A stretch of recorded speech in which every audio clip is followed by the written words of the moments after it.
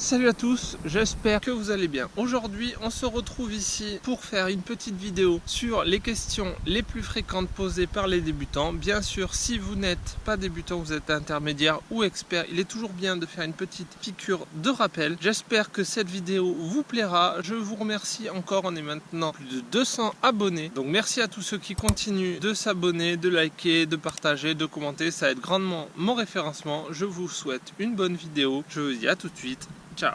Alors, pendant combien de temps faut-il laisser reposer un muscle? Alors, cette question est très intéressante. Cela doit permettre deux choses. Permettre au muscle de récupérer correctement des efforts qu'il a fait, d'un point de vue énergétique, mais aussi au niveau des fibres musculaires qu'il a abîmées pendant l'entraînement. De même, l'articulation doit aussi elle-même récupérer. Une fois que cette récupération est faite, c'est là que la croissance musculaire peut enfin démarrer, de manière à réparer le muscle pour mieux supporter l'entraînement suivant. En fait, il n'est pas possible de donner une réponse précise pour tous les pratiquants. Cela dépend de plusieurs facteurs.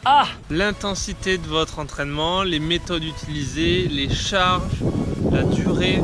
Tous ces facteurs vont dépendre de votre temps de récupération. Plus l'entraînement aura été dur, plus il vous faudra un temps de récupération important. Un pratiquant débutant peut facilement retravailler son muscle après 2 jours de pause, donc un jour de repos complet. Un pratiquant de niveau intermédiaire peut prendre 3-4 jours de repos. Mais un pratiquant de niveau expert a besoin jusqu'à des fois une semaine complète s'il a totalement déchiré ses fibres musculaires pendant son entraînement. Combien faut-il faire de répétitions? De manière générale, on considère que pour que votre muscle travaille donc de manière idéale, il faut faire entre 8 et 12 répétitions. Après, il peut avoir des variantes suivant l'exercice, mais aussi suivant votre niveau, le but de votre entraînement. Comme par exemple le HIIT, où on fait une répétition par exercice, mais en les enchaînant. Comme par exemple les pratiquants de musculation avancée qui peuvent faire 20 à 30 répétitions dans le but de chercher la masse musculaire. Ensuite, combien faut-il faire de séries? En moyenne, 3 à 4 séries seront utilisées pour les exercices de musculation. Bien entendu, c'est encore une moyenne. Après, on ne compte pas les séries d'échauffement, les exercices comme le HIIT où à chaque fois il y a une série mais beaucoup plus d'exercices sans temps de repos. Cela dépend, mais en moyenne, 3 exercices. Si vous débutez, contentez-vous donc de faire 3 séries de travail le plus efficace possible et votre progression sera optimale. Combien d'entraînements faire par semaine? Putain de vent de merde. En théorie, plus on fait d'entraînement, plus nos progrès sont rapides. Mais malheureusement, ce n'est que la théorie. Car en pratique, il faut que le corps ait le temps de récupérer. Cela passe par la récupération musculaire, mais aussi par la récupération nerveuse des muscles. En tout cas, cela prend du temps, consomme des ressources, d'où l'importance d'une bonne alimentation. En tout cas, il ressort que pour la plupart des gens, 4 à 5 entraînements par semaine va être un maximum. Bien sûr, certains pratiquants experts ou même professionnels s'entraînent jusqu'à 6 fois par semaine. Si vous êtes débutant, vous pouvez progresser avec 2 séances par semaine. Mais à partir du niveau, disons, d'intermédiaire, ça va être assez limité. Ensuite, combien faut-il d'exercices par muscle? Alors là encore, la réponse va être variable suivant votre niveau, le nombre de séances que vous allez faire et le type de muscle que vous allez travailler. Pour vous donner un exemple, plus votre muscle est gros, plus il va vous falloir d'exercices différents, comme par exemple pour les jambes, les pectoraux, le dos. Et plus vos muscles ont de faisceaux différents, plus il va falloir le travailler différemment, comme par exemple pour l'épaule. Et plus vos entraînements de vos muscles sont splittés, plus vous allez pouvoir faire d'exercices donc par muscle. Mais à contrario, plus il va vous falloir du coup de séances d'entraînement par semaine pour un entraînement complet. Les gens, bien entendu, on n'évite pas les jambes. Et certains muscles ne nécessitent aucun travail spécifique, bien entendu, ce n'est que mon point de vue, comme les avant-bras qui sont suffisamment travaillés avec les autres exercices. Autre question, est-ce qu'il faut aller à l'échec à chaque série? Pour une fois, de mon point de vue, la réponse est simple, il ne faut pas forcément aller à l'échec, mais s'en rapprocher un maximum. Effectivement, si vous êtes en développé couché, que vous avez une barre sur vous et que vous allez à l'échec, si vous n'avez pas un partenaire, ça va être assez compliqué pour vous.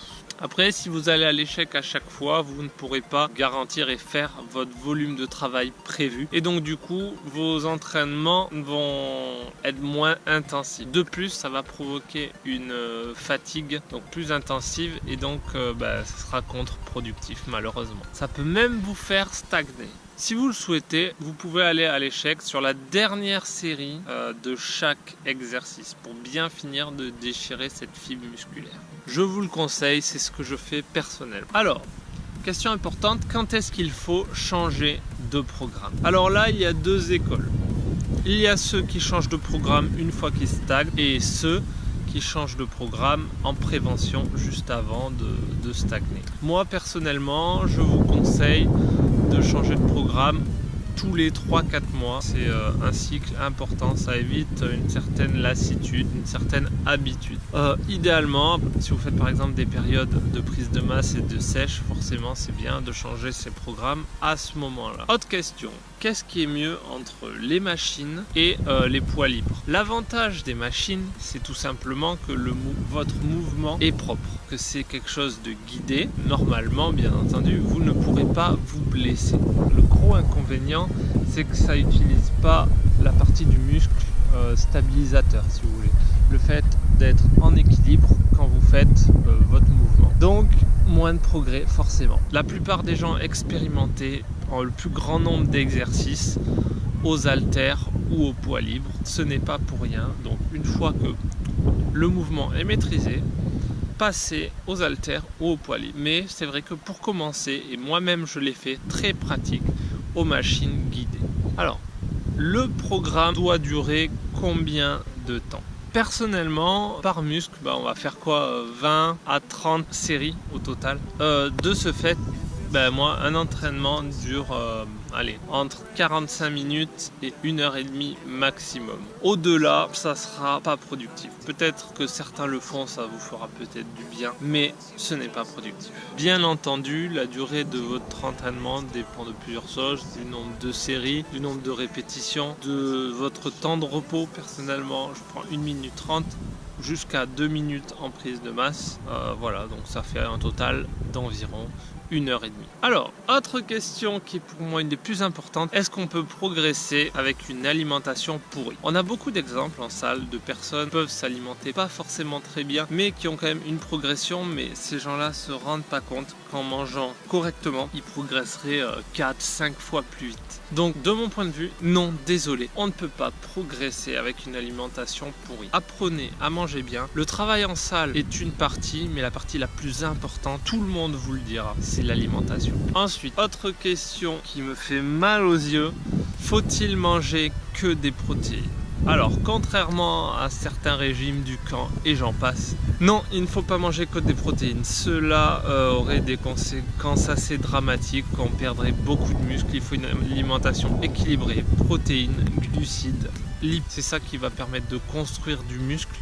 Et c'est hyper important. Donc en termes de protéines, c'est 2 à 2,5 grammes par kilo de poids corporel et le reste sur les glucides et les lipides. Faites attention à ne pas suivre ce genre de conseils qui m'irritent légèrement, pour être poli. Autre question, pas très hivernale, plutôt pour l'été, est-ce que le cardio est obligatoire en sèche? Alors personnellement, il y a plusieurs écoles, il y en a qui pensent qu'un peu de cardio peut tout faire sans changer l'alimentation. Désolé, mais non.